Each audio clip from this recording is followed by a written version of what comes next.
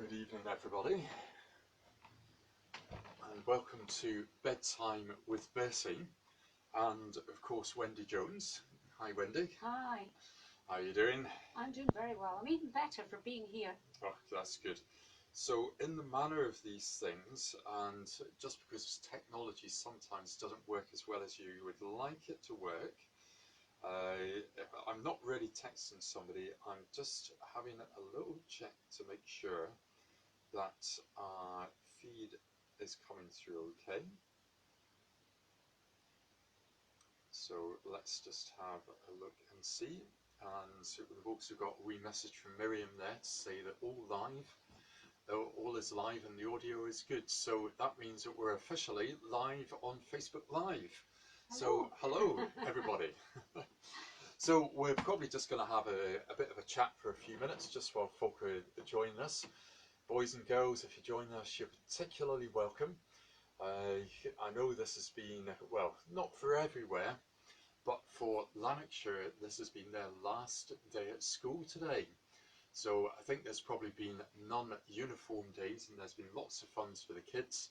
So maybe this is an opportunity just for folks to sort of settle down a bit, and in a wee while we're going to be reading Bertie at the Worldwide Games with Wendy. So whereabouts have you come down from today, Wendy? I've come from Dundee. Ah, right, okay. So I hear that Dundee is a wonderful city.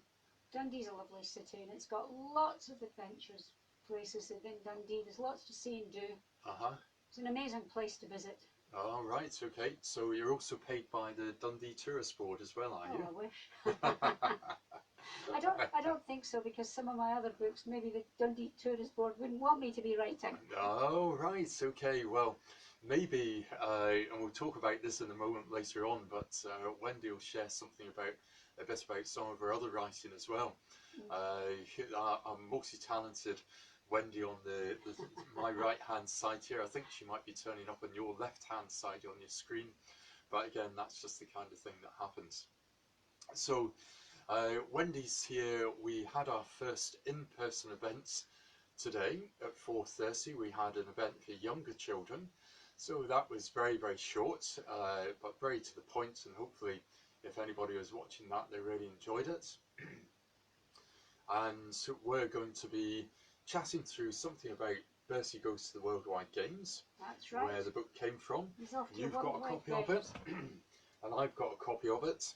And one of the reasons why we're doing this week is not only because Wendy has published a new book and we want to support Wendy, but it's also Independent Bookshop Week. And the Glow Bookshop, as you're probably aware, is an independent Christian bookshop. We're the only Glow Bookshop that there is, despite the fact that people quite often ask us if we've got other branches anywhere else. And we're the only one that there is, and we're delighted that the Booksellers Association has supported us and many other bookshops up and down the country by having Independent Bookshop Week.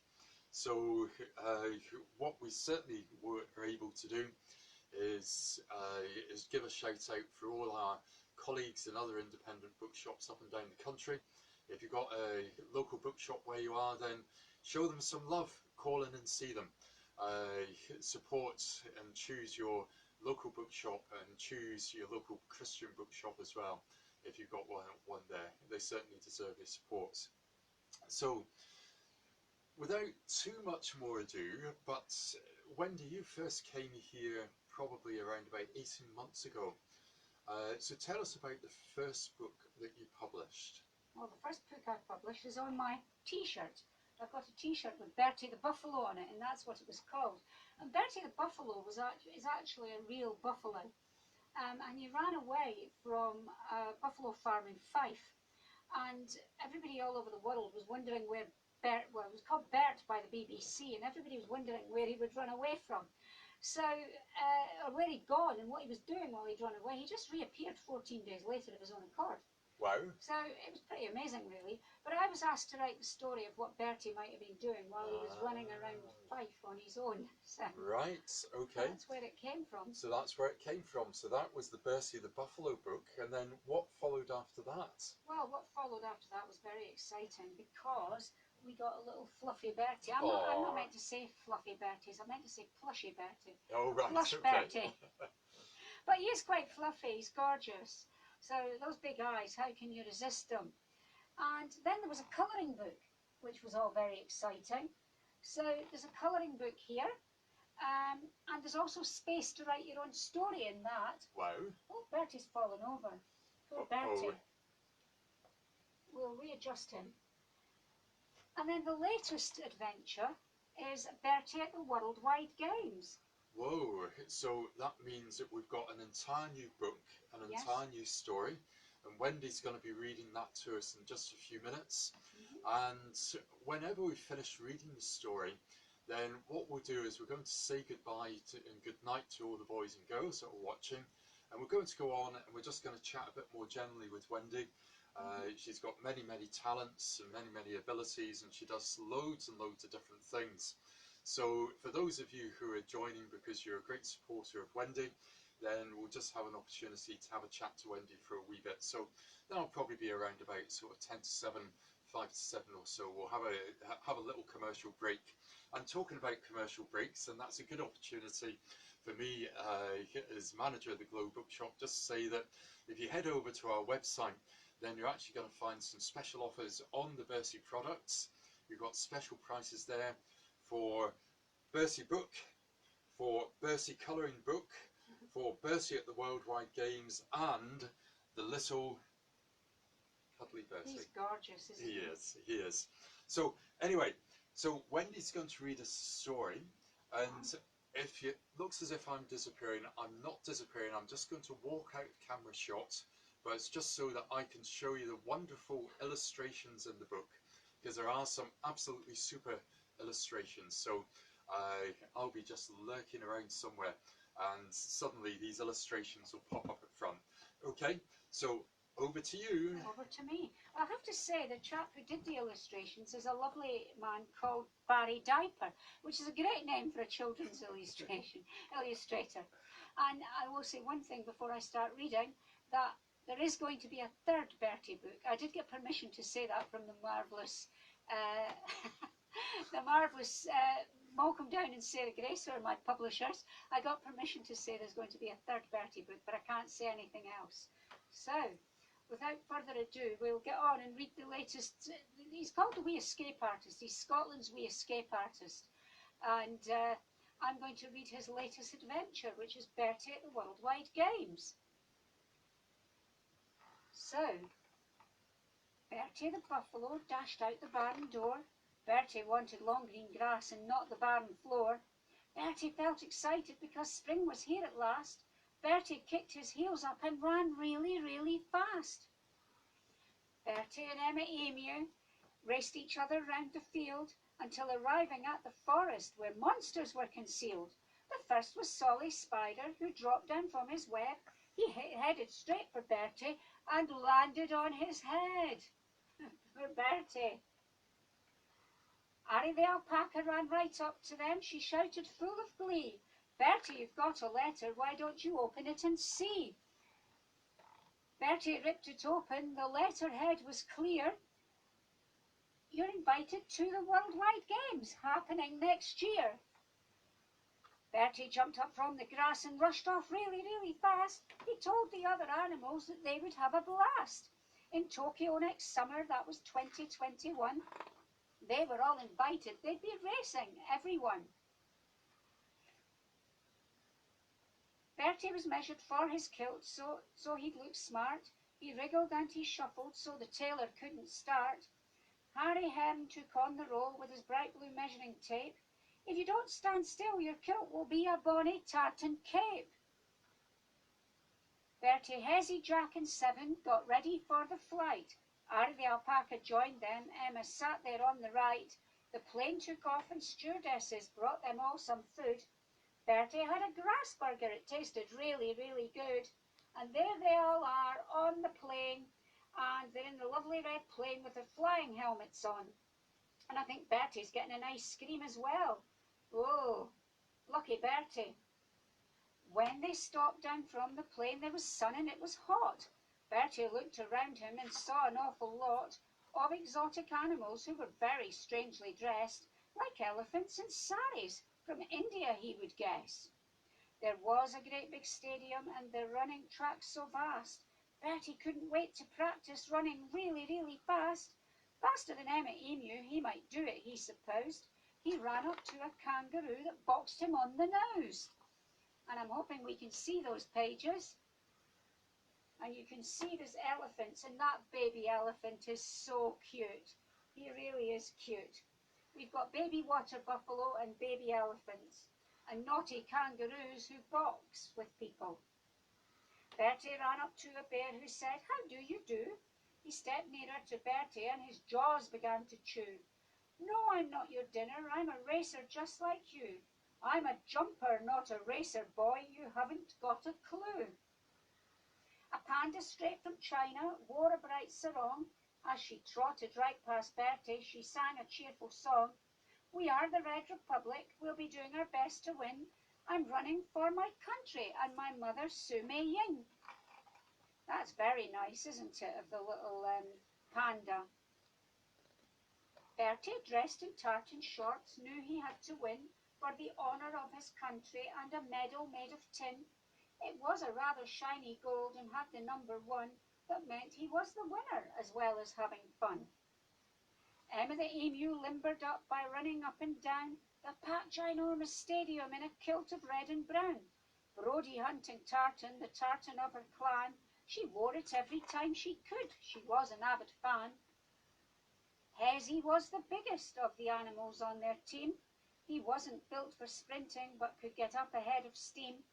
And then he'd keep on running, the marathon in sight. He'd run and run and run and run. He'd run with all his might. Opening night was lots of fun with a big parade. Bertie headed up the pack for Scotland, not afraid of all the lights and sights and sounds and fireworks so loud.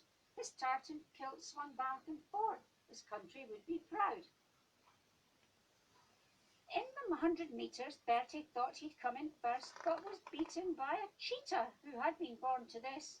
In his brightly coloured Madaba, you could see him flashing past. Still, Bertie kept on running, really, really fast. Bertie came in second for a silver-coloured medal. Still, he felt he'd done his best, and in his finest mettle, he was ready for the next one, a 200-metre dash, up against some elephants who would surely come in last. Bertie at the starting block saw his bright blue butterfly friend. "You can do this, Bertie, just keep on running to the end." She flew along beside him, keeping him to time, but he was beaten by a lion who flew past the finishing line. Bertie wasn't winning. He felt really, really sad. He was letting down his country and thought that was really bad. Bertie's little butterfly friend whispered in his ear, "You've got to work together, then you'll hear the winning cheer." Next up came the relay, where each animal played a part. Bertie's 7, Jack and Emma, lined up at the start. They ran their bit, then handed over to the next in line. The cheers grew louder and they knew they'd come in first this time. All the other countries clapped and cheered them on because they'd worked together. That was why they'd won. Winning's good, Bertie knew, but you'll have a better time if your friends are there beside you when you reach the finishing line. Bertie got up on the podium. He stood right at the peak with all his friends beside him, Emma's medal round her beak. The camera flashes blinded them, but they didn't care. The sweet, sweet smell of success hung right there in the air. There was a great big party. The world's animals were there. Alligators, kangaroos, and the great big bear. Bertie looked around the field. They'd had the greatest fun. He was glad his friends had joined him, and they were winners, every one. So, that was Bertie. Hey! And Bertie found out a lot of things there. He found out about all the different animals and the clothes they wore.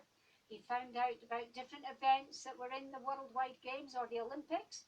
He found out that, you know, it's better fun if you do things with your friends.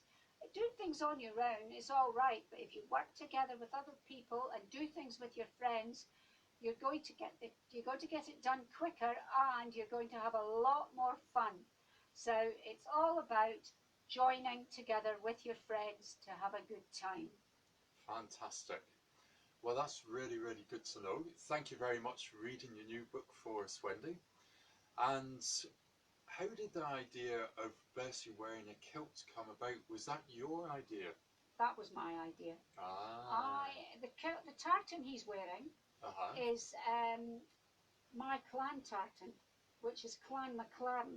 Okay. Well, it's not Clan MacLaren, it's Ancient MacLaren tartan. Okay. But my name is Lawson, and my mother's maiden name was Lawson. Yeah. And Lawson is Scottish for son of the hills. Law is the old Scots word for hill.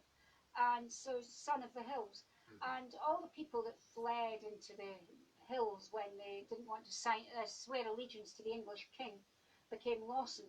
So they're from a lot of different clans. So people from Lawson can use different clan tartans. And I happen to like Ancient MacLaren. So you went for that one. Good. Yeah. Yes. And because the Olympics were coming up, that was the idea I wanted. But I wanted him in a kilt. Absolutely. So. Absolutely. Very, very timely. Very timely. That's why it's the Worldwide Games and not the Olympics, because it would have to be Great Britain if it was the Olympics. Right. Okay. Well, there we go. So, boys and girls, that's grand. Thank you very much indeed for joining us. There was a slightly different way to get your bedtime story tonight. But one of the things which we'd always encourage you to do in the bookshop is spend some time reading. Obviously, because we've got lots of books here.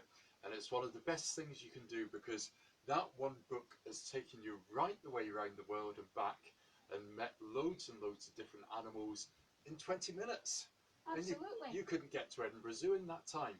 So it's always a great way to get around and about. So boys and girls, if that's your bedtime, or maybe it's time to do something else, then thank you very much indeed for joining us. We hope at some stage in the future we'll see you down at Glow Bookshop, where we've got loads and loads of children's books and toys and resources, and it's always one of the great pleasures that we have is to have loads of kids in the shop. Although we do have to limit the numbers at the moment, of course, but that goes without saying, I suppose. So, boys and girls, good night, thank you very much, and what we're going to do is we're going to roll on and have a bit of a further chat now with Wendy, and just kind of get a sense of some of the other things which Wendy does. Because Wendy, from before, obviously you've been a children's author for a while, but you've actually written loads and loads of other books before now, haven't you? I have, yes. I write adult mysteries. Yeah. And my first series is the Detective Inspector Shona Mackenzie mysteries. Okay. And I don't have any of these here. Yeah, yeah. But they're set in Dundee, and they're obviously crime books. And Detective Inspector Shona Mackenzie is, solving cases. And they're always very tricky, shall we say. Are they indeed? Yes. And are they based on fact in Dundee?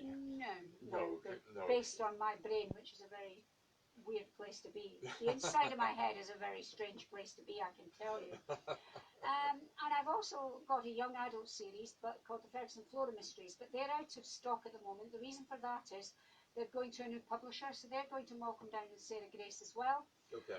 Book 3 will be out as well, and so we've got new covers, new titles, and obviously the insides of the first 2 books are going to be the same, and the third one will be new. So there's 3 in that series, and they're for people aged 10 to 14. So you can try those as well when they come out. Excellent. So what kind of stories are they? Well, they're mysteries. And basically, Fergus and Flora are a couple of Dundee teenagers. Yeah. And they have adventures that most people can't. They're a bit of a mixture of Famous Five meets Scooby-Doo, but for an older age range. They are for an older age range than the Famous Five or Scooby-Doo. But kids love them. The teenagers love them because they do things that they're not actually meant to do, and you get into trouble for if you did them in real life, but they get away with it because it's a book. So, you can skirt around on the edge of danger, but they've also got codes in them, and they have to solve the codes to be able to move forward in the mystery. Yeah. And you can try and solve the codes before they do. Right. So they're a bit of a code book as well, so you get to be interactive with them. Fantastic. So they're a bit different, the Facts and Flora Mysteries. Right. And I also have, I've also got Bertie the Buffalo, as you know, and I've got the Detective Inspector, no, I've said that. I've got the Cass Claymore Mysteries. Okay. Now, Cass Claymore is, I've got one here. This is the first one, Antiques and Alibis. Cass Claymore has no clue what she's doing. She's a red-headed, motorbike riding, ex-ballerina who inherits a private detective agency and a really daft dog. And she accidentally hires an ex-con dwarf and an octogenarian, an 80-year-old. So she's got these staff, she's got no money to pay, she's got no jobs, because even if she did have a job, she'd be useless at it, because she's got no clue what she's doing. And all the advice she's getting from the Penny Dreadfuls of the past, you know. Right. She's getting from things like, you know, Sam Spade's advice. Well, you know, that's not good. That's good advice in a book from then, but it's not very good advice for what you're doing now. So she's hopeless. But of course, Quill, the ex-con dwarf, knows the criminal underworld, so he helps a lot. So it's just a caper. It's just fun. Yes. It really is fun. It doesn't take itself seriously, and it's just laugh out loud fun. Then I also write non-fiction books for writers, and I have this one here is the first in the series. It's called Motivation Matters, and it's basically 365 motivational exercises to do in order to motivate yourself to write. Okay. And do things differently. If you do things differently, your brain will think in a different way, and you'll start writing. The words will flow. But this third book, there's also a book, the second book in that one's called Marketing Matters. Yeah. And I'm very excited because this is the first time I'm announcing this to anybody live on Facebook. There is going to be a third book. The third book is called Creativity Matters, Find Your Passion for Writing. And it's the first time as a publisher I'm actually going to be publishing other people. Okay. Because there are 11 people putting chapters into this book. So 11 writers will be writing chapters for the book. So I'm actually now officially a publisher, although I always was a publisher, but now editor, yes. I'm publishing other people. Yes. So I'm very excited. Scott and Lawson has officially moved into publishing other people. So that's quite exciting. Oh, that's brilliant. So yeah, so that's obviously a very wide range of writing that you're doing. Yes. And in addition to that, tell us some of the other hats that you wear. I wear lots of hats, to be honest. At one point I was the webmaster for the Association of Christian Writers, but I've handed that over now. I'm the president of the Scottish Association of Writers. I also run an online writing school called Writing Matters that goes along with the Writing Matters series. So I've got an online school where people can access courses to help them with their writing and their marketing. And I've also got another membership, an academy, where people join the academy and they get weekly masterclasses, they get coaching calls, and that's to help people develop as writers, and that's called the Authorpreneur Accelerator Academy. Oh, right. That's a mouthful, isn't it? It is, but it does what it says on the tin by the sound of things. It helps you with all aspects of writing, editing, marketing, everything. And I also do editing, so I'm an editor as well. Right, okay. So I think we should be very grateful that you're able to spare the time to come down. Oh, it was lovely. I spared the time between buying new computers to come down, I have to say. Right. That's my main job at the moment, getting a new computer.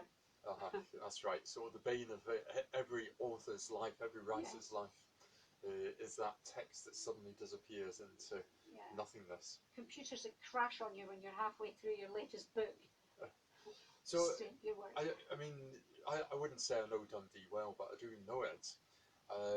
Would you say that the area of Dundee is a lovely area? Does that inspire you? Does it kind of direct your thoughts? Or yes.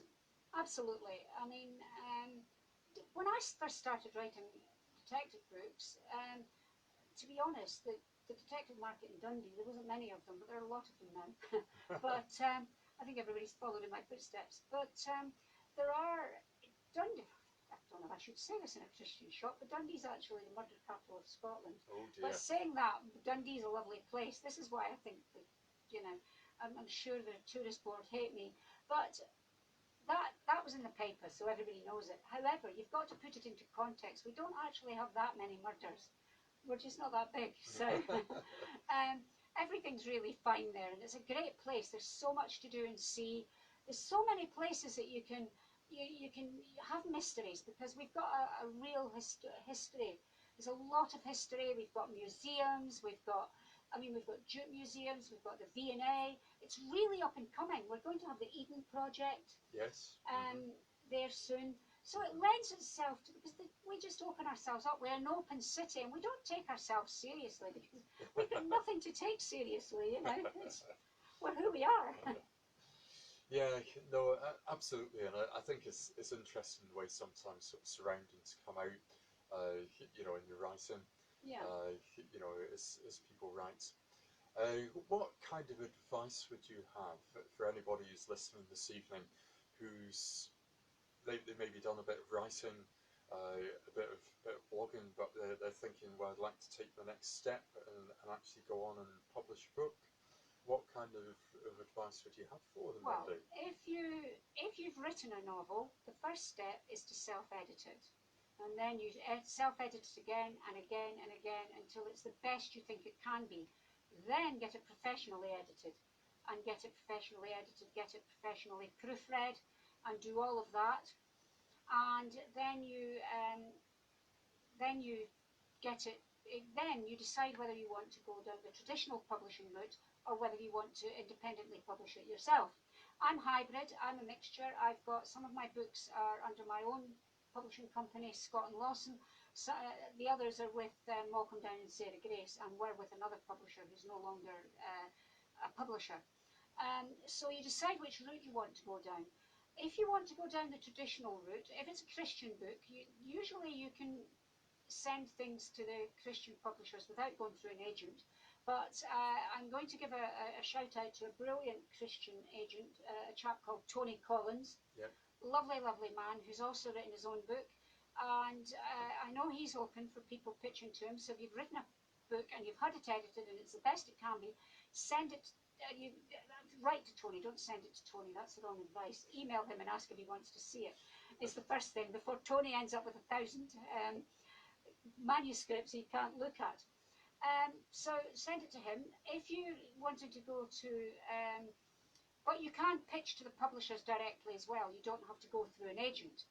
The other thing that you can do is, if you want to go to secular, non-Christian, you usually have to have an agent for the bigger publishers, and you will need to find a literary agent, and you can do that through the Authors and Writers Publishers Yearbook, Writers and Authors Yearbook or something. I can't remember what it's called, but you'll get it in your library anyway. And they have all the agents in, they have all the publishers in, and who you can approach. Now, a really important piece of advice is look at what the publisher represents, because if you're writing a crime book, and not the publisher, sorry, the agent, and they only do romance, you're wasting their time and yours if you send them an email saying, can you represent me as an agent?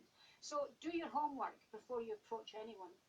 If you don't want to go down that route, there are a lot of people who are independently publishing, and that is a valid route to go down, but do it professionally. Hire professional editors, hire professional cover designers, and join the Alliance of Independent Authors. And the other thing I would say, if you're a Christian writer, join the Association of Christian Writers. Yeah. So definitely, because they're such a big support. So the Alliance of Independent Authors for the independent route, and if you're a Christian writer, or if you're a Christian who writes, join the Association of Christian Writers. Or if you're a Christian who wants to write, join the Association of Christian Writers. Yes, that's very good advice. And you know, speaking from the Christian Bookshop point of view, you know, the Association of Christian Writers do, you know, within that network, there's also such an amount of advice and direction as well. Absolutely. And one of the other so the work that you do for the Scottish, Oh yes. just remind me again. The Scottish Association of Writers. Yes. But there's also the Scottish Fellowship of Christian Writers, and that's Yeah. another fabulous organisation. Yes, indeed. So if you're in Scotland, please join them. I'm in both. I'm in the Scottish Fellowship of Christian Writers and the Association of Christian Writers. But the Scottish Association of Writers, you can join them by joining an affiliated writing group. So if you go to the Scottish Association of Writers.com, you can go to find a group and you can join your nearest group. Now at the moment they're all your nearest group because they're all online. So you can join any of them.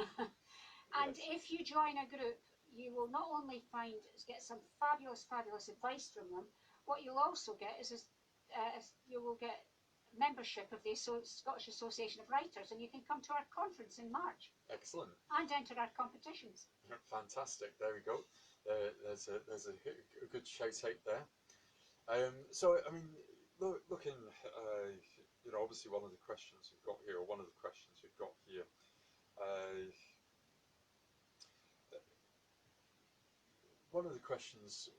here, is if somebody, a young person who's just beginning to write, okay, so they've maybe done some essays at school, they're starting to get a feel for that.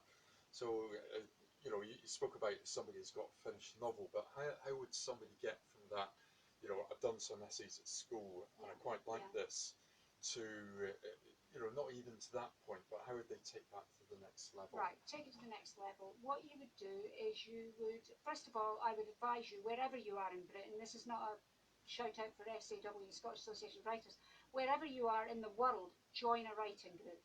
Find your local writing group and join them. Now, not many of them are meeting up physically at the moment, so join one that's online.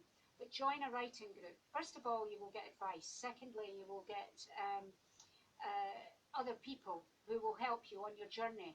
You will have enthusiastic people supporting you and encouraging you.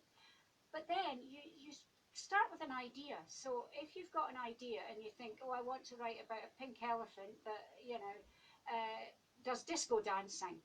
Well, you've got an idea. So I think I might write that. I quite like that one now. I've just made it up. So maybe I could have a pink elephant in the next Bertie the Buffalo. Definitely. A pink elephant who goes disco dancing. Then buy yourself a nice notebook. I love notebooks. You can't call yourself a writer unless you've got 50 notebooks, all of which are too nice to write in. No, I'm joking. Buy yourself a nice notebook, buy a pen, and you can write anywhere. Or if you've got a computer, open up a Word document and just start writing. Write your story that you've got in your head.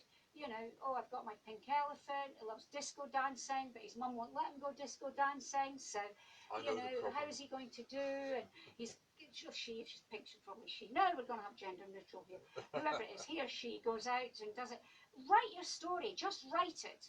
And then worry about it later. It's called the dirty first draft. Now, the hardest thing is writing your first line.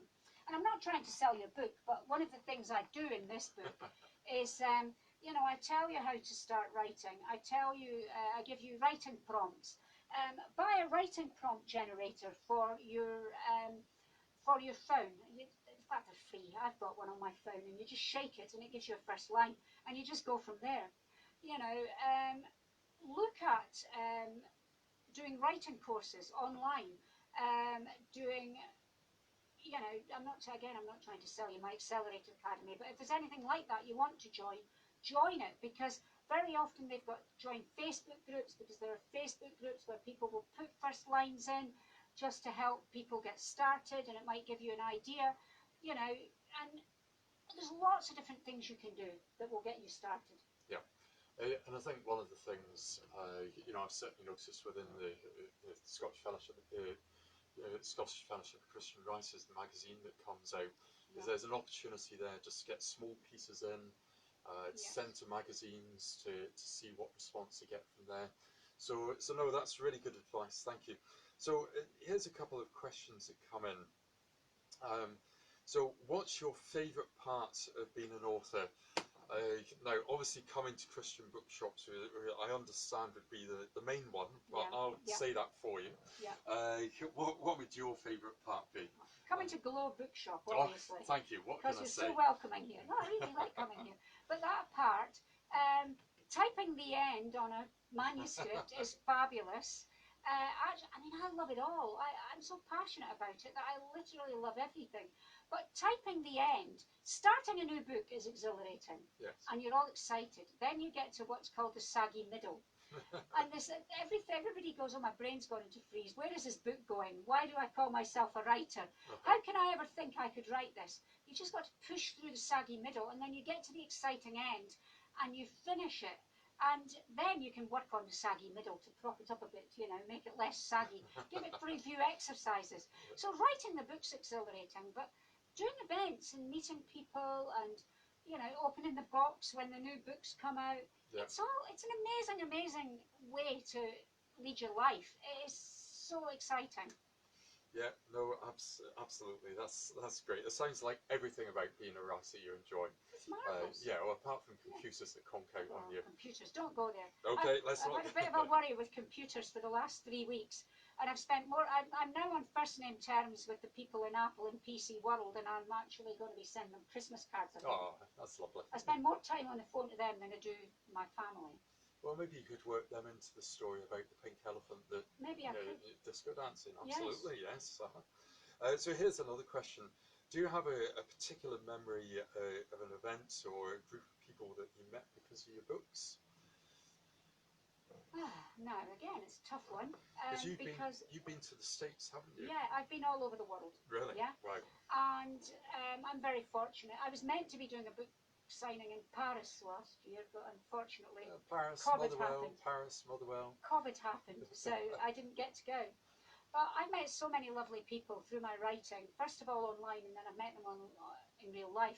But I think the most exciting place I've been to do book signings has to be, and to speak at a conference, was New Orleans. Wow. In the United States. And that was amazing on many different levels. It was amazing because I went to New Orleans, and that was fantastic. BoucherCon's massive. You get about 10,000 people coming to BoucherCon. It's huge. And I thought, I was on Sunday, you know, and I thought, this is a graveyard shift. Everybody will have gone home because it's been on for 5 days. And I thought, there'll be 2 people and a puppy. My room was packed. It was standing room only. I wasn't there on my own. There was a panel. So I met really, really good people on the panel, and I'm still friends with them now. And we support each other's writing, and that was amazing. But I met 2 lovely, lovely ladies there, lovely Christian ladies, called Jackie and Lisa. So if you're watching this, hi Jackie and Lisa. I'm sorry I can't come to BoucherCon in New Orleans this year, but unfortunately we're not allowed to travel to and fro. We're on the banned list for America. Your government won't let us in. But I hope you have a good time. But that was exciting. And the other thing I want to say is the Association of Christian Writers events have been amazing, because I've met so many lovely, lovely, lovely people. You know, and I've also met such lovely people at the Scottish Fellowship of Christian Writers, and all the members of the Scottish Association of Writers. Yep. When I went to my first conference then, I wasn't president. I never dreamt for a minute I would ever be president. I'd only been a member for about 2 years when I was president, and I was like, oh, how did this happen, you know? But they're lovely. The Scottish writers are phenomenal. They're so nice. They're so supportive. They're the Scottish crime writers. They don't leave anybody out. They look after each other, and they're just amazing, amazing people. Oh, well, there we go. So that's a good shout out for a lot of people there. Yeah. So just before we finish off, just one final thing, since you know this is all about inspiration for new books. So we've got the disco dancing pink elephants, oh, yes, which is going to be worked into the next book. But you've mentioned your publishers Malcolm Down and Sarah Grace, and if you're listening, Malcolm and Sarah, hi there. Trust you're doing Hi, okay. Malcolm and Sarah. But you actually helped us out of a desperate situation, because we had ordered more Berties. Okay. Yes. And on the invoice from the supplier, it said there were going to be 10 Berties sent, and there were none at all. Oh, believe it or not. No. So we had a severe Bertie shortage, and believe it or not, just to show what a wee escape artist Bertie is, apparently in the warehouse there are 173 Berties, and they could find exactly none of them. So after a great deal of emailing backwards and forwards, and thanks to Nicola as well at Marston Book Services, eventually managed to track down the Berties, and we finally got our 10 Berties just before the event took place. So rather than there being a desperate shortage of Berties, we've actually got plenty, which leads us very neatly again just into a concluding commercial break. Just a reminder that we've got some special offers on the Bertie products. The original book, the colouring book, the new book, which is Bertie at the Worldwide Games, which Wendy is going to wave in the air for us. I will. There we go. I'll wave it in the air. There we go. Wendy at the Worldwide. The only sighting of a water buffalo in a kilt. Yes. So all on special offer on the Glow Bookshop websites. Probably for a week or so we'll run that, appreciating that people are getting ready for holidays. So only remains for me to say thank you very much for watching this event, Facebook Live, with Wendy and Bertie the Buffalo. Okay, folks, good night. It's been great to see you. Bye. Thank you. Okay, bye-bye now.